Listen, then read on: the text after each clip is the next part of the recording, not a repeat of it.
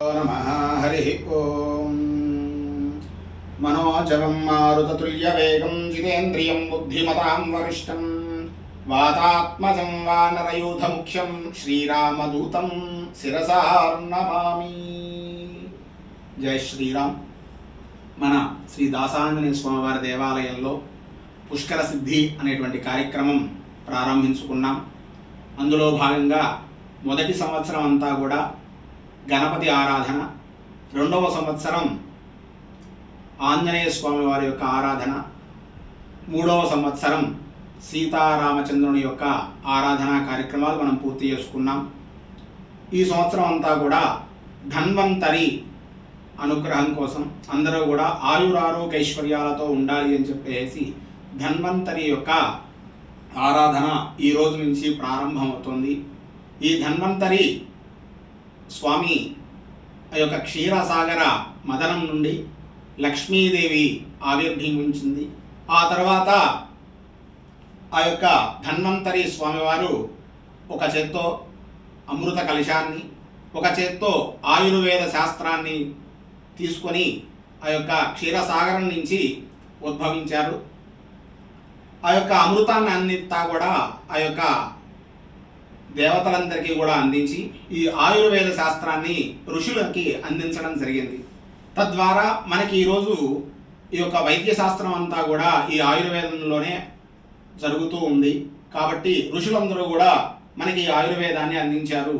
ఆ ధన్వంతరి అందించినటువంటి ఈ యొక్క ఆయుర్వేదాన్ని ఈ రోజుకి మనం వాడుకుంటూ ఉన్నాం. కాబట్టి ఆ యొక్క ధన్వంతరి యొక్క అనుగ్రహం చేత మా అందరూ కూడా ఆయురారోగ్య ఐశ్వర్యాలతో ఉండాలి అని చెప్పేసి ఈ రోజు నుంచి ఈ సంవత్సరం అంతా కూడా ధన్వంతరి యొక్క ఆరాధన ప్రారంభం చేసుకుంటూ ఉన్నాం. ఈ యొక్క ధన్వంతరి ఎందుకయ్యా అంటే సకల పాపాల నుండి కూడా విడవడి మంచి ఆయురారోగ్య ఐశ్వర్యాలతో మన జీవనం సాగాలి అని చెప్పేసి ఈ యొక్క ధన్వంతరి యొక్క ఆరాధన మనం చేసుకుంటూ ఉన్నాం. పూర్వజన్మ కృతం పాపం వ్యాధి రూపేణ పీడితం అని చెప్పేసి శాస్త్రం చెప్తూ ఉంది. మనం చేసుకున్నటువంటి ఈ యొక్క జన్మల నుంచి చేసుకున్నటువంటి పాపకర్మ ఏదైతే ఉందో అదంతా కూడా మన శరీరంలో త్వగస్థిగతై సర్వ పాపై ప్రముచ్యతే అని చెప్పి శాస్త్రం చెప్తోంది. మనం చేసినటువంటి పాపాలన్నిటినీ కూడా ఈ యొక్క ఎముకలను ఆశ్రయించి ఉంటాయిట. కాబట్టి ఆ యొక్క మనం కాలం చేసినప్పుడు కూడా ఇవి తీసుకెళ్ళి నదీ జలాల్లో గంగలో కలుపుతూ ఉంటారు. అంటే ఏంటంటే మనం చేసినటువంటి పాపాలన్నీ కూడా ఈ యొక్క అస్థిగత ఈ ఎముకలను ఆశ్రయించి ఉంటాయి. కాబట్టి వాటి ప్రభావం చేత ప్రారబ్ధం అంటాం. ఆ యొక్క ఈ ప్రారబ్ధం వల్ల మనకు అనేకమైనటువంటి ఈ యొక్క దుఃఖాలన్నీ కూడా రోగాలన్నీ కూడా వస్తూ ఉంటాయి.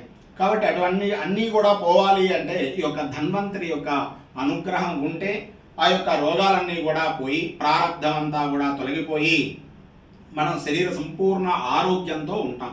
కాబట్టి ఈ సంవత్సరం అంతా కూడా ఆ యొక్క ధన్వంతరి యొక్క అనుగ్రహం చేత ఈ పుష్కర సిద్ధి సభ్యులందరూ, అలాగే జీవరాశులన్నీ కూడా సభ్యులందరూ కూడా సకల జీవరాశులు కూడా ఆయురారోగ్య సుఖ సంతోషాలతో ఉండాలి అని చెప్పేసి ఆ యొక్క ధన్వంతరి యొక్క అనుగ్రహం మనకే కాక అందరికీ కూడా ఉండాలి అని చెప్పేసి ఈ సంవత్సరం అంతా కూడా ఈ యొక్క ధన్వంతరి యొక్క ఆరాధన మన దేవాలయంలో జరపబడుతుంది.